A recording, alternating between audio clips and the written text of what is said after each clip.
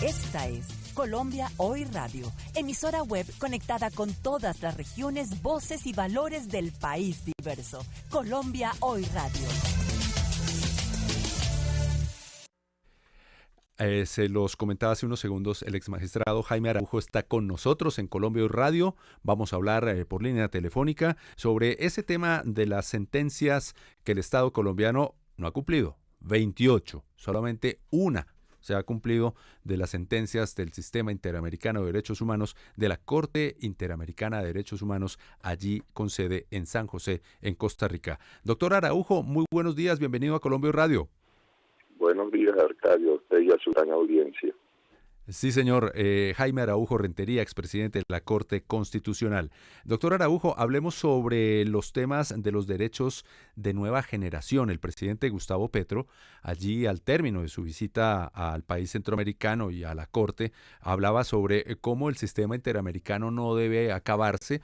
Eso hay una tendencia internacional, incluso desde hace años, que hasta la OEA la quieren acabar y este sistema también, y que lo que debe hacer es fortalecerse, incluyendo esos temas de los derechos ambientales que han ganado tanto peso en los últimos años y el tema de los derechos de nueva generación. ¿A qué se refiere este tema de los derechos de nueva generación? ¿Qué son? Bueno, en términos breves, Arcadio, en realidad hay una historia de los derechos humanos. Cuando uno ve la evolución histórica de los derechos humanos, los primeros derechos que se plasman con las revoluciones burguesas, y cuando digo revoluciones burguesas, para que nos entendamos, es la revolución inglesa, la revolución americana y la revolución francesa, que da nacimiento al capitalismo y hace el tránsito de la sociedad feudal a la sociedad capitalista.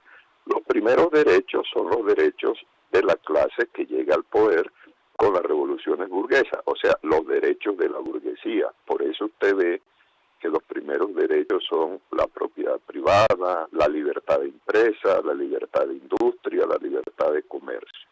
Pero esas reformas y esas revoluciones burguesas han sido producto también de una revolución industrial donde han surgido unos dueños de máquinas, de instrumentos de producción y otras personas que no son dueñas de las máquinas y que solo tienen su trabajo para arrendárselo a los dueños de las máquinas. Es la clase obrera. Pues bien, esa clase obrera también comienza a reclamar unos derechos y después de los derechos de la clase burguesa, que es la primera, aparecen los derechos de la clase obrera. ¿Cuáles son esos derechos? El primero, el derecho al trabajo, el derecho a la seguridad social, que es más que lo que usted está proponiendo ahora como el derecho a la pensión, que haya más pensionados en Colombia. No, la seguridad social es más amplio porque si una persona no encuentra un trabajo, debería tener un seguro para el desempleo. Es lo que los países que denominamos países socialdemócratas denominan protección desde la cuna hasta la tumba, que si un niño nace, haya un hospital que lo atienda. Que haya también, una vez que ese niño crece, la posibilidad de una escuela para él, que haya un trabajo para él y que si no encuentra trabajo, haya en el entretanto un seguro de desempleo, una especie de renta de la que ahora hablamos, ¿sí? Y también al final de su jornada, una pensión de jubilación. Pero si usted ve, esos primeros derechos favorecían a una clase social, a la burguesía. En cambio, la segunda ola de derechos favorece a la otra clase, al proletariado. Pero después surgen unos derechos que ya afectan por igual a cualquier clase social. Me explico. Si se produce un desastre como el de Chernobyl en Ucrania, donde una central nuclear emite contaminación, no es que el viento dice, como fue en Ucrania, entonces hasta ahí llega el viento contaminando. No, el viento pasa y pasa a otros países de Europa y contamina con la radiación nuclear a varios países. Lo mismo sucede como sucedió cuando un petrolero como el Exxon Valdez zozobra en las aguas del mar.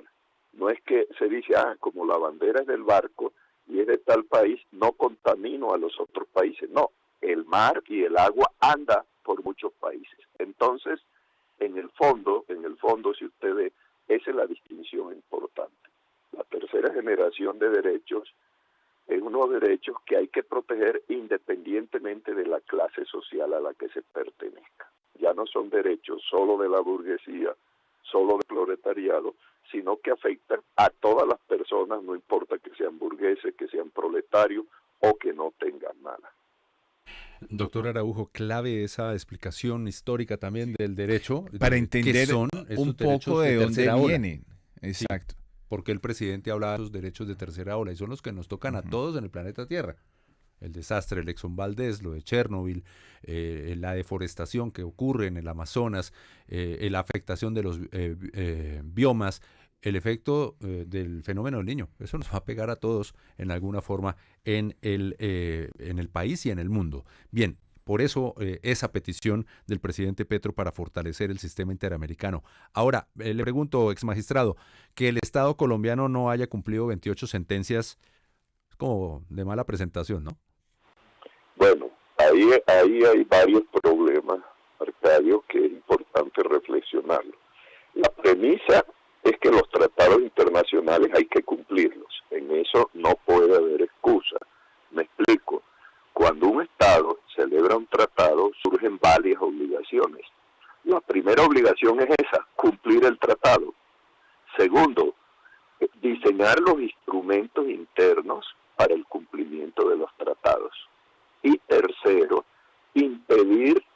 el Estado tiene que impedir que se viole el contenido del tratado dentro de su territorio. Digamos que esas son las premisas fundamentales. Entonces, sobre ese supuesto, podemos decir que en principio hay la obligación de cumplir todo tratado internacional. Sin embargo, hay un problema que es importante reflexionar y que es un problema ya de filigrana jurídica y que yo simplemente lo enuncio. La máxima norma de un Estado es la Constitución. Y en nuestro sistema jurídico, el colombiano, Arcadio, porque hay otros sistemas jurídicos distintos, los tratados tienen el mismo rango de la Constitución. No es que estén por encima de la Constitución. Nosotros no tenemos un sistema jurídico que diga que un tratado, por ejemplo, deroga una norma de la Constitución. Ese no es nuestro sistema jurídico. Nuestro sistema jurídico es que los tratados, y no todos los tratados de derechos humanos, y no hay duda que el de la OEA, ese al que usted hace referencia en específico, hace parte de esos tratados de derechos humanos, pero no están por encima de la Constitución, sino que están al mismo nivel de la Constitución. Entonces ahí surge un problema de aplicación. ¿Qué pasa si hay una norma de la Constitución que choca con una norma de un tratado? Los dos son válidos, el tema es cuál aplicamos, y ahí van las dificultades. Pero también es mi deber decirle que en el sistema mundial, ese no es el sistema de todo el mundo. Las grandes potencias, por ejemplo, Estados Unidos, nunca cumple un tratado que sea contrario a su Constitución. Puede que eso le genere indemnizaciones, responsabilidad, pero nunca la Corte Suprema de Estados Unidos dice, es que como celebramos un tratado y la Constitución de Estados Unidos se opone a un tratado, entonces ahora aplicamos el tratado por encima de la Constitución. Allá, en esos países poderosos, no sucede eso. Y eso hay que tenerlo en cuenta porque el derecho internacional es el derecho de todos los estados. Ahora, en el caso concreto que usted dice, en realidad nosotros tenemos dos sistemas de protección de derechos humanos internacional. Me explico. Tenemos la Constitución que protege los derechos, tenemos un sistema parcial que es el sistema interamericano y tenemos el sistema mundial de la ONU. Nosotros tenemos tratados de derechos humanos de la OEA, pero tenemos tratados de derechos humanos de la ONU. En principio hay que cumplirlos ambos, no importa de cuál sistema sea. Y eso plantea problemas complicados como este. No son solo los de la OEA los que tenemos que cumplir también la decisión de la Corte Internacional de Justicia en casos difíciles, porque los tratados no se pueden cumplir solo cuando nos favorezcan a nosotros las decisiones de los jueces. Hay que cumplirlos también cuando nos perjudican.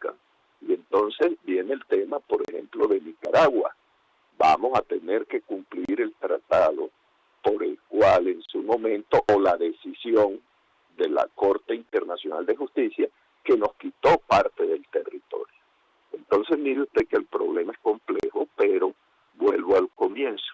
La idea es que los tratados internacionales hay que cumplirlos, el Estado está obligado a cumplirlos, tiene que diseñar los instrumentos internos que falten para cumplirlos y finalmente impedir que se violen los derechos humanos. Ese es el planteamiento general y pues lo que no estamos cumpliendo, la posición general es que hay que cumplirlo, pero están los otros problemas que le acabo de señalar, incluido el que la justicia internacional no tiene ejército ni policías para hacer cumplir los tratados. Me explico. La Corte Interamericana de Derechos Humanos no tiene un ejército y si lo tuviera sería menos poderoso que el ejército colombiano para obligarnos a cumplir eso.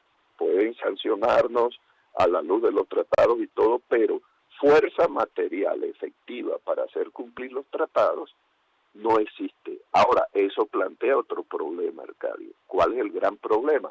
Es que como no hay esa fuerza armada para hacerlos cumplir, entonces son los estados, cuando son tratados entre estados, el que decide si la hace cumplir o no el otro tratado. Aquí con la OEA la cosa no es tan complicada, pero piense usted en tratado con Estados Unidos. Si Estados Unidos considera que no estamos cumpliendo un tratado, pues no puede hacer lo que le ha hecho a Cuba durante 50 años, el bloqueo, un bloqueo de 60 años. Pero también puede hacer uso de la fuerza, y la fuerza en el derecho internacional se llama la guerra. Esa guerra que nosotros nunca le ganaríamos a un país como Estados Unidos. Sí. Hemos incumplido otros tratados, por ejemplo, importantes, como el tratado con la Santa Sede. Ese no ha pasado nada porque el Papa no tiene ejércitos, pero claro, ese también lo incumplimos nosotros. Muy bien, doctor Jaime Araujo Rentería, expresidente de la Corte Constitucional. Gracias por estar con nosotros en Colombia Radio, darnos luces jurídicas, gran explicación además jurídica necesaria. Y muy para la calle, para la gente, de ese tema de los derechos de tercera generación, de nueva ola que el presidente ha indicado allí en Costa Rica y sobre cómo fortalecer al sistema interamericano de justicia de Costa Rica, de la CIDH. Doctor Araujo, gracias. Gracias a ustedes y a su gran audiencia.